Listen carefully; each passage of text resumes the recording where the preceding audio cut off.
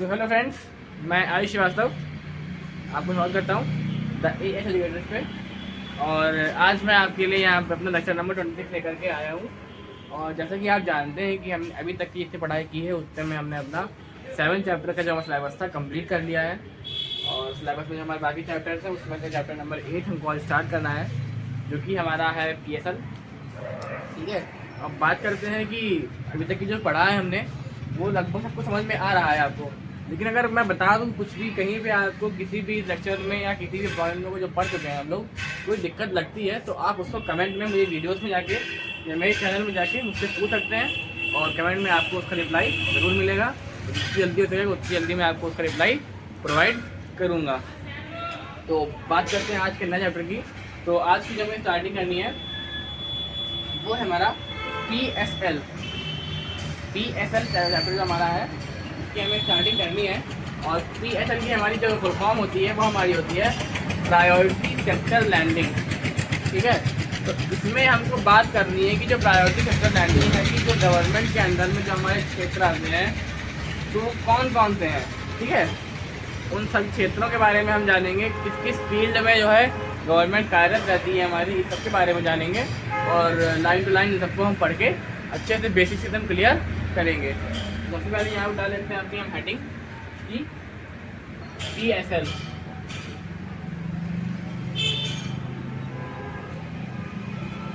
Priority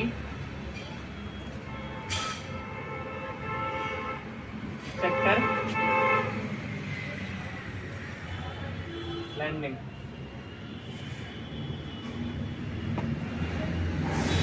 ठीक है, ये हो गया हमारा PSL। अब बात जो मैंने करना तो बताया था आपको कि हम जानेंगे किस किस क्षेत्र में इसका हमारा कार्यरत रहता है। तो उसको लाइन टू लाइन में यहाँ पे लिखता रहूँगा और पहले आप उस चीज़ को समझिएगा, उसके बाद जब मैं लिखने को कहूँ तब लिखिएगा यहाँ पे।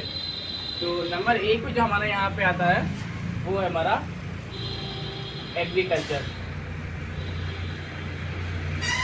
ठीक है, एग्रीकल्चर के क्षेत्र में ये काफ़ी इजी पॉइंट है, समझ में आपको बिना आसानी से आ गया होगा। दूसरे में हमारा आता है एजुकेशन में, इसमें भी बहुत मेन रोल ये प्ले करता है हमारा। थर्ड नंबर पे हमारी आती है हाउसिंग, मतलब कि परिवार की जो योजनाएं होती हैं। ठीक है, और जो फोर्थ नंबर पे हमारी आती है MSME। मैं पढ़ाऊंगा आपको तब जब अच्छे से क्लियर करूंगा। MSME। और इसके बाद जो नंबर पे हमारा आता है वो होता है हमारा एक्सपोर्ट क्रेडिट, मतलब कि जो जितना भी निवेश किया जाता है बाहर से वो हमारा जितना भी उसका खर्चा होता है या फिर जो भी हमारा लेन देन होता है उस सबका लेखा जोखा। और एक यहाँ पे हमारा जो आता है वो होता है हमारा स्टार्टअप। जब किसी नए फैक्ट्री की या किसी बिल्डिंग की या किसी भी नए कंपनी की स्टार्टिंग करता है तो उस चीज़ में परमिशन वगैरह स्टार्टअप। ठीक है, अब ज़्यादा नीचे नहीं लिखूंगा, देख लो मैं कितना दिखाई पड़ रहा है उसमें। जी अभी तो जगह है, एक और लिख जाएगा यहाँ पे। एक यहाँ पे हमारी और आ जाएगी, वो हो जाएगी हमारी रिन्यूएबल एनर्जी। ठीक है, मतलब कि रिन्यूएबल एनर्जी मतलब कि हमारी जितनी भी नवीनीकरण ऊर्जाएं होती हैं वो सब कुछ। ठीक है, तो ये 7 पॉइंट हमारे ये हो गए। बाकी यहाँ पे 2 और ही लेते हैं। एक तो जो हमारा यहाँ पे हो जाएगा और बाकी जो मेन है हमारा 8 नंबर पे यहीं पे इसलिए लगते हैं सोशल इंफ्रास्ट्रक्चर।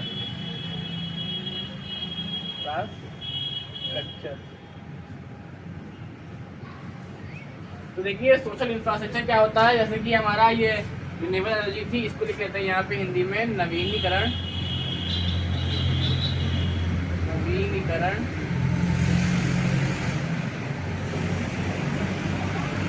ऊर्जा। वैसे हमारे सोशल इंफ्रास्ट्रक्चर है वो हमारी मतलब कि सामाजिक अवसंरचना। ठीक है, सामाजिक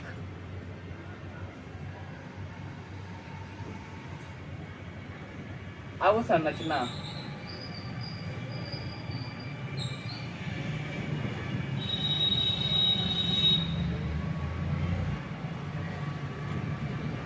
अब बात करते हैं कि 90 नंबर पे हमारे कुछ और भी मेन चीज़ें आती हैं जिसको हम बेसिकली अदर्स के नाम से जानते हैं, क्योंकि इसमें हमारी जितनी भी SC ST को लेकर योजनाएं बनती हैं या फिर जितनी भी प्रधानमंत्री योजना, जनधन योजना या कोई भी विकास कल्याण योजना जो बनती है हमारी, वो इसके अंदर में आती है।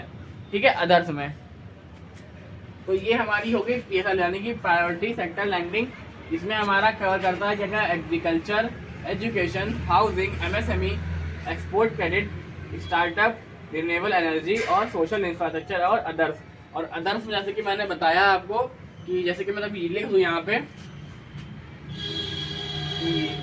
SC ST,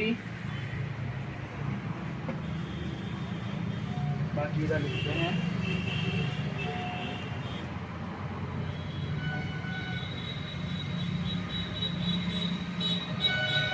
माइनॉरिटी,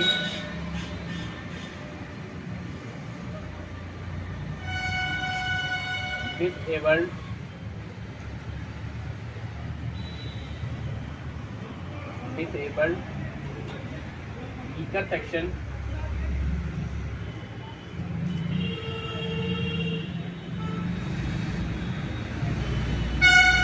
और योजनाएं जितनी होती हैं मैं यहाँ पे शॉर्ट दे देता हूँ, योजनाएं एक्सेट्रा। ठीक है, तो ये हमारी PSL के अंदर जो हमारा कवर होता है वो हमारा क्या क्या है, agriculture, education, housing, MSME, export credit, startup, renewable energy, और यहाँ पे हमारा सोशल इंफ्रास्ट्रक्चर और अदर्स में जो कि हमारा SC ST, minority, disabled, weaker section या फिर जितनी भी योजनाएं होती हैं उन सब के लिए किया जाने वाला जो उनका रहता है PSL के अंतर्गत आता है। ये तो हो गया हमारा PSL की क्या क्या कवर करता है। हमको ये भी जानना है कि PSL क्या है, कब इसकी शुरुआत हुई, क्या क्या लिमिट्स हैं, क्या क्या योजनाएं हैं और क्या क्या सब कुछ चलता रहता है। तो पहले मैं ये उम्मीद करता हूँ आपसे कि आप इतना लिख लीजिए, फिर मैं इसको मिटाल के बाद में जो हमारी PSL के लिमिट्स हैं उसके बारे में जानेंगे। तो पहले अभी इतना लिख लीजिए, फिर मैं इसको यहाँ पे मिटाल दूंगा।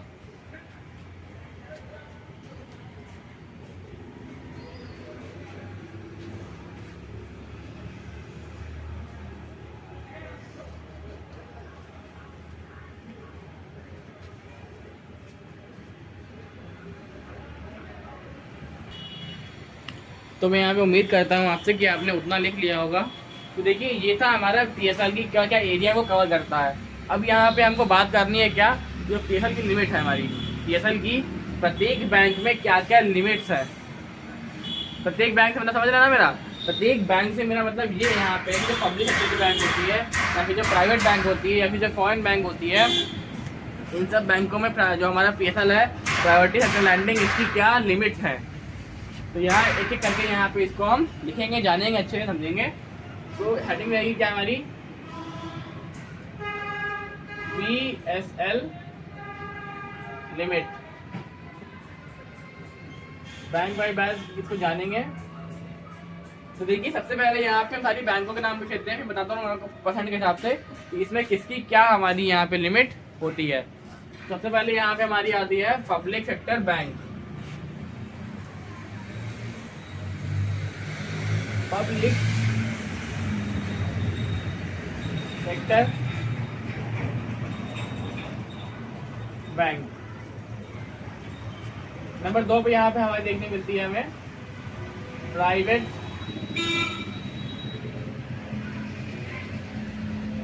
Sector bank.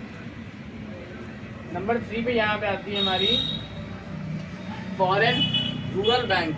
ठीक है, या फिर कहते हैं फॉरेन स्विस बैंक, क्योंकि हमारी इंडिया में फॉरेन बैंक हैं वो सारी फॉरेन बैंक। नंबर 4 पे यहाँ पे आती है हमारी regional rural bank.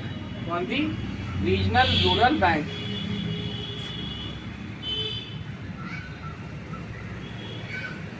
Regional rural bank. Number 5 पे यहाँ पे जो हमारी बैंक आती है वो हमारी होती है स्मॉल फाइनेंस बैंक। ठीक है, स्मॉल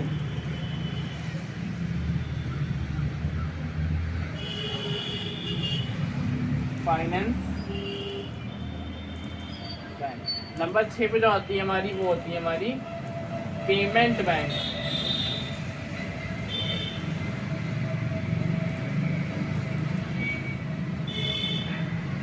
तो ये हमारी कुछ 6 बैंकें थी, और मतलब कि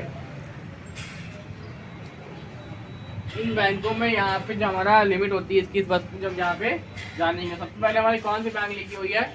पब्लिक सेक्टर बैंक। तो पब्लिक सेक्टर बैंक में जो हमारा होता है इसकी लिमिट होती है 40% टोटल लोन। 40%, मतलब कि 40% का यहाँ पे टोटल लोन मिलता है। 40% ऑफ टोटल लोन, प्रत्येक लोन पे 40%।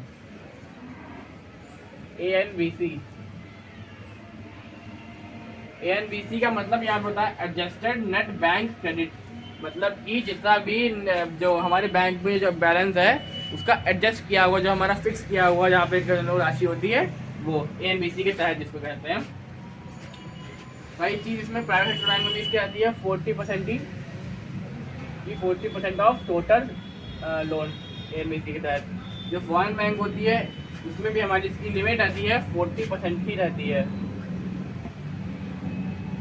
ठीक है, अब जो बात करते हैं यहाँ पे रीजनल रूरल बैंक की, तो इसमें इसकी लिमिट बढ़ जाती है और वो हो जाती है हमारी 75% of total loan ANBC। Small finance bank भी सेम रहता है, 75% का ही रहता है यहाँ पे। और जो हमारी पेमेंट बैंक होती है, तो पेमेंट बैंक में PSL जो है एप्लीकेबल नहीं होता है। तो इसमें क्या लिख लेंगे? No PSL applicable. ठीक है, अब यहाँ पर मैं बता दूं, मैंने ऊपर ANBC लिखा है, तो इसमें यहाँ ब्रैकेट आगे कर लीजिए कि ANBC जो होता है हमारा, तो ANBC में जो हमारी इसकी फुल फॉर्म क्या होती है? Adjusted net bank credit. क्या होती है? Adjusted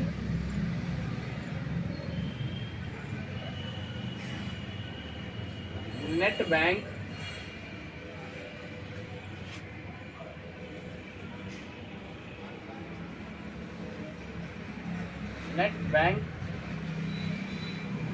credit. ठीक है, ये हमारा क्या हो गया? ANBC की फुल फॉर्म। तो PSL की लिमिट मैंने बता दी आपको कि पब्लिक सेक्टर बैंक में जो हमारी इसकी लिमिट होती है वो होती है हमारी 40% ऑफ टोटल लोन ANBC के तहत। प्राइवेट सेक्टर बैंक में भी इसकी लिमिट होती है 40% की ही। फॉरेन बैंक में इसकी लिमिट होती है 75% की, और रीजनल रूरल बैंक में इसकी 75% रहती है। और जो स्मॉल फाइनेंस बैंक होती है उसमें भी 75% बैंक होती है, और पेमेंट बैंक में इसका जो PSL होता है वो एप्लीकेबल नहीं होता है। और ANBC की फॉर्म आदि क्या होती है? Adjusted net bank credit. तो यहाँ पे ये हमारा PSL के बारे में इतना हमने जान लिया, और आज के लेक्चर में PSL को इतना ही जानेंगे। बाकी की बात जैसे चार्टर में चर्चा में आए करनी है वो हम करेंगे आगे अपने, यानी कि कल के लेक्चर में यहाँ पे आके मिलके हमको अपनी चर्चा करेंगे। और कोई भी डाउट अगर आपको रहता है तो आप कमेंट में ज़रूर पूछिएगा, मैं उसको आपको अच्छी तरह एक्सप्लेन करके वहाँ पे समझाऊंगा। तो लेक्चर ज़्यादा बड़ा नहीं करूँगा और मैं यहीं पे समाप्त करूँगा। तो अगर आपको वीडियो अच्छी लग रही है तो इसको लाइक कीजिए, शेयर कीजिए और चैनल सब्सक्राइब कर लीजिए। मिलते हैं अपने अगले लेक्चर में। Thank you, thanks for watching.